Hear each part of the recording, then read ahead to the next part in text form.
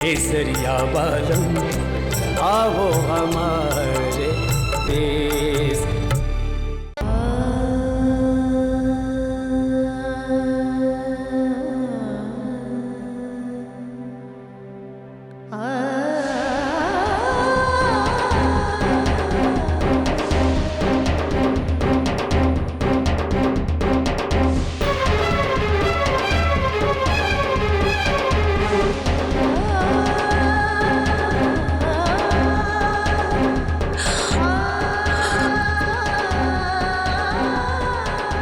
हमारी तकदीर में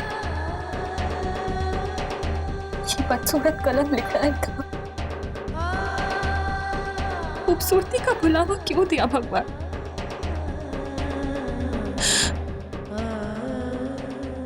मैंने तो थारे से कभी कुछ नहीं मांगा था, जैसा रखा वैसी रही। टक्को वर्ष हमारी छोटी खूबसूरती के बुलावे में आते और ना हमारे को आज इस तरह बेइज्जत होना पड़ता, जैसे हमारा घूंघट उठा, हमारी तकदीर भी जल गई। कोई हमारे से नफरत करे, मैं क्या करूं? कहां जाऊं?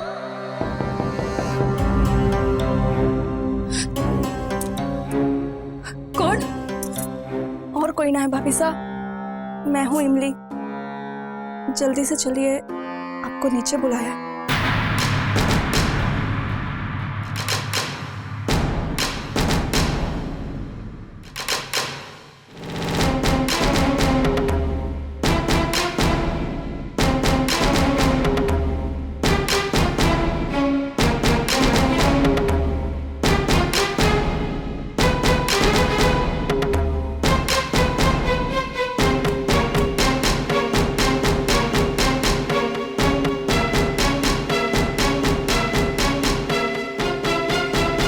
इस हवेली में यह पहली बार होने जा रहा है कि मुंह दिखाई की रस्म से पहले हवेली की इस बींदनी की शक्ल खानदान के सब लोग देख रहे हैं।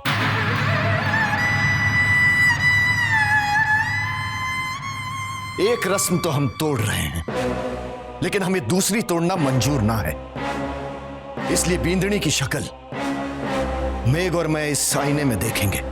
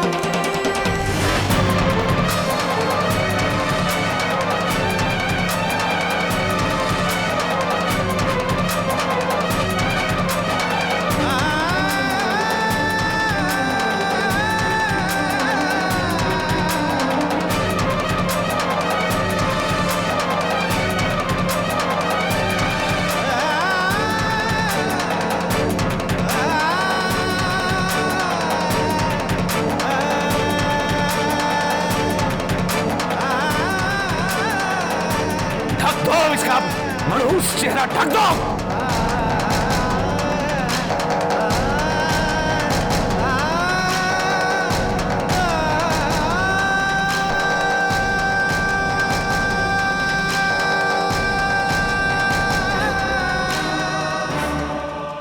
थारे को ये पहले से पता था? नहीं था ऐसा।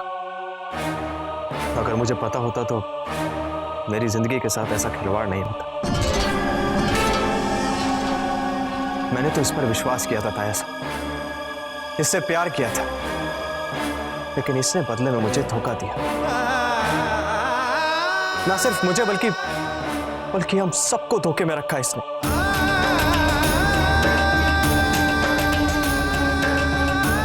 क्यों रे कुलच्छनी, थारे को पूरे जहान में हमारा रणवीर ही मिला अपने जाल में फंसाने के लिए। आखिर उस मदन सिंह ने अपना बदला ले ही लिया। क्यों किया तूने ऐसा? काहे झूठ बोला? और थारे साथ साथ तारे बाप ने भी हमसे इतनी बड़ी बात छुपाई। क्या समझते थे तुम लोग कि हमें कभी पता नहीं चलेगा? थारा ये कलंक हमेशा छुपा रहेगा।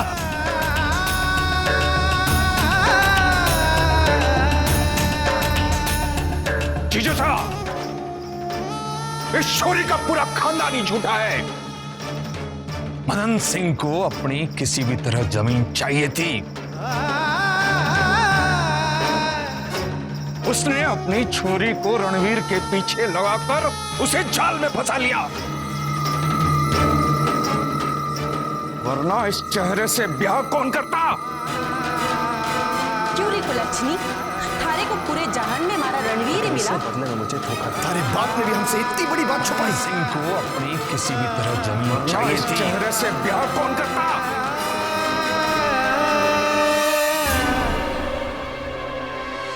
लो, और एक नया नाटक। इमली,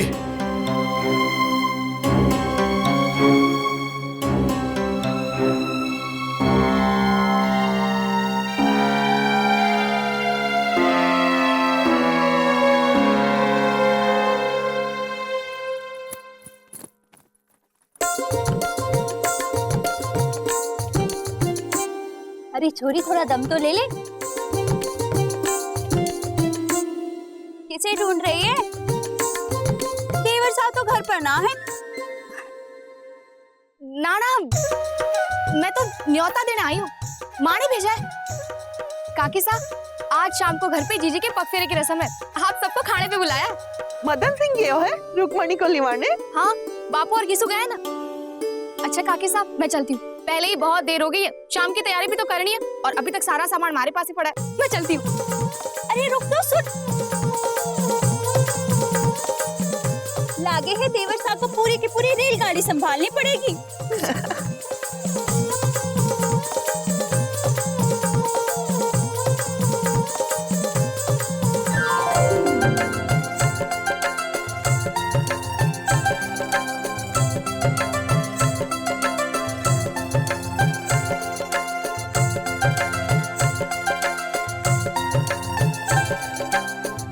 क्या कर रहे हो? कोई देख लेगा। देखने दे, फौजियों को किसी से डर ना लगे। अच्छा, काकी क्या कर रही है? माँ को क्यों बुला रही है? छोड़ दिया तन्ने। और लोग कहते हैं कि फौजियों को डर ना लगे। वैसे काकी साहब के साथ साथ भाभी साहब भी आंगन में ही बैठी है। अगर आवाज लगाती तो दोनों भागती हुई आ जाती। तन्ने कैसे पता? अभी वहीं से आ रही हूँ। न्योता देने गई थी जीजी के पगफेरे का। अच्छा, और म्हारा न्योता? अरे काकी सा घर की बड़ी है, जब उन्हें न्योता दिया तो इसका मतलब घर के सभी लोगों को न्योता मिल गया ना। पर म्हारे को तो म्हारा न्योता ना मिला। थारे को तो अपने जीवन में आने का न्योता पहले ही दे चुके।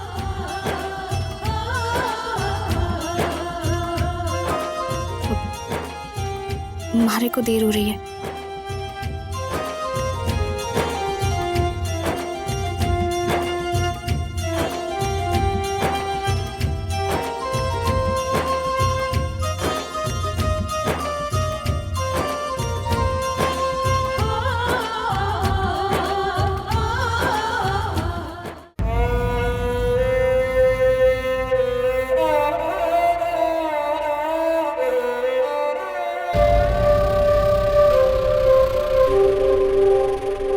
जा, तू जाके जल्दी से पानी ले आ।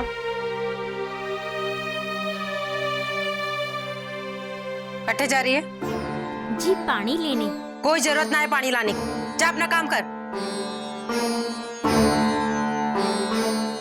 और तू अट्ठे क्या कर रही है? किसकी सेवा कर रही? हाँ, ये कुलच्छनी सारे खानदान की नाक कटाने चली है और तू यहाँ खड़े खड़े इसके लिए पंखा झल रही है। और कोई काम ना है घर में तारे को? ठाकुराइन सा, भाभी साहब को अभी होश नहीं आया है। थारे को बड़ी चिंता हो रही है भाभी सा की? ये बेहोश पड़ी रहे या मर जाए, मारी बला से। अरे बेटे का जीवन बर्बाद करके इसे इस घर में पानी भी नसीब ना होगा। चल यहाँ से।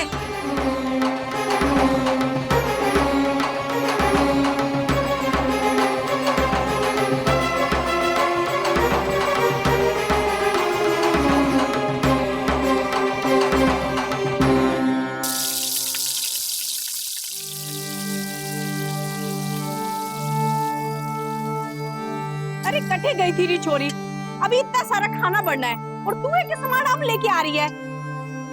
हे माँ, सामान लाना था, न्योते भी देने थे, कितना सारा काम था। अच्छा अच्छा ठीक है, चल अब मसाला पीसना शुरू कर दे। ना ना, पहले मारी को एक और काम करना है।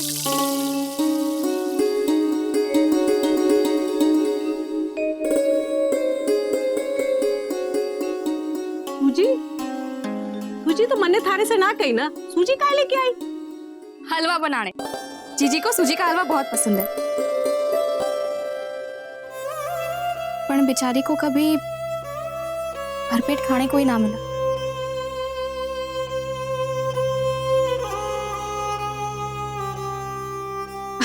अरे थारी जीजी तो सासरे में राज कर रही होगी, नई नई बींदनी के लिए पंच पकवान बन रहे होंगे। माताजी महाराज करे ऐसा ही, पर मन्ने पता है सासरे की ऊंची अटारी देखकर चीची अपने मायके को ना भूलेगी। मायके के हलवे की मिठास उनको घनी खुशी देगी। ला मुझे दे, ला दे, दे रही छोरी। साची, आप जीजी के लिए हलवा बनाओगी? अरे सुतेली ही सही, पर माँ तो हूं ना। छोरी पग फेरे के लिए मायके आ रही है, उसकी पसंद नापसंद का ख्याल तो मैंने रखना ही होगा ना। और वैसे भी रुक्मी के लिए तो मैंने कुछ किया ही नहीं।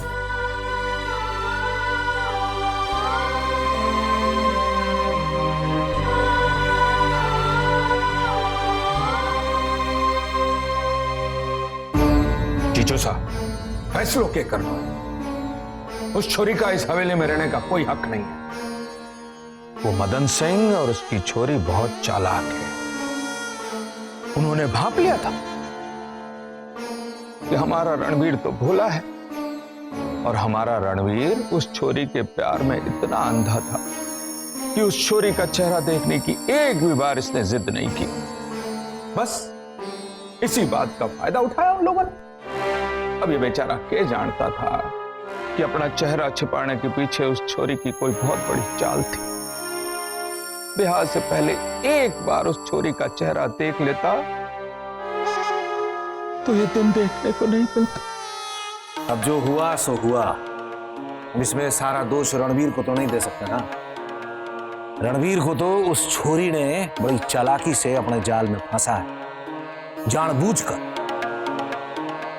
रणवीर हमारा बेटा है, ठाकुर है, उसकी रगों में राजपूत का खून दौड़े है। एक बार किसी लड़की से प्रेम किया तो आंख बंद करके उस पर विश्वास कर लिया। अरे कलंक तो ठाकुर मदन सिंह और उसकी छोरी ने अपने राजपूत होने पर लगाया है। रणवीर, रणवीर रुको, रणवीर। दोष किसका है यह जानने का समय अब बीत गया है। मदन सिंह और उसकी छोरी ने जो हमें धोखा दिया है, उसकी सजा उन दोनों को जरूर मिलेगी। राजपूतों की इज्जत के साथ खिलवाड़ करने की सजा।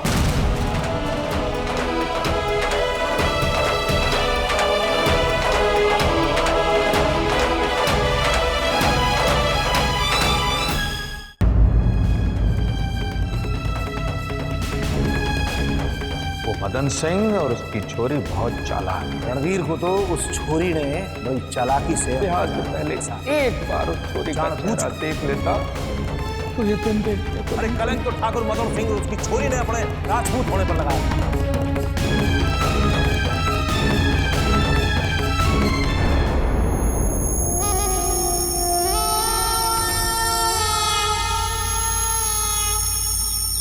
जीवन में जब सबसे करीबी रिश्ता ही बोझ बन जावे तो आजादी को देखकर मन कचोटने लगता है।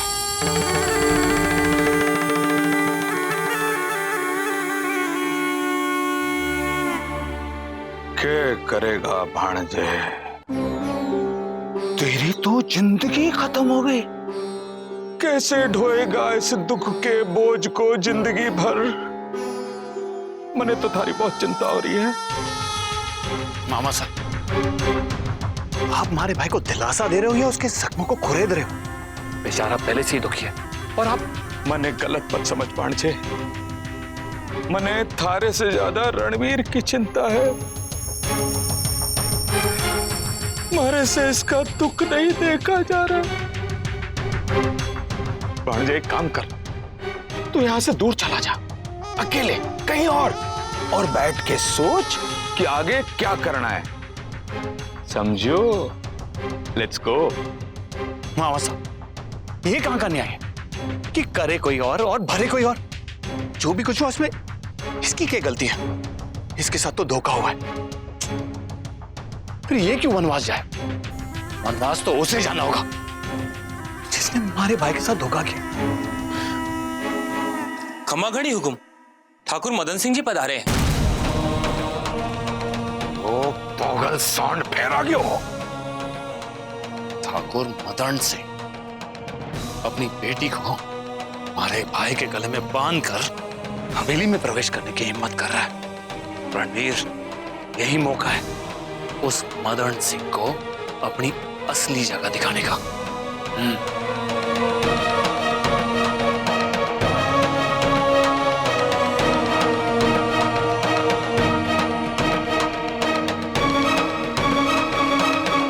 बापू, इतनी बड़ी हवेली में कितने कमरे होंगे? बेटा, मने की खबर होंगे कोई 20-25। 20-25? तब तो एक कमरे से दूसरे कमरे तक पहुंचते पहुंचते आदमी घूम ही हो जाएगा। अरे चुप कर, कोई सुन लेगा तो क्या कहेगा? बापू, जीजी का कमरा कौन सा है? बहुत बड़ा है क्या? अब मने क्या खबर कि जीजी का कमरा कौन सा है? खबर क्यों नहीं? आप तो पहले आए थे ना हवेली में। हाँ। जय माता जी।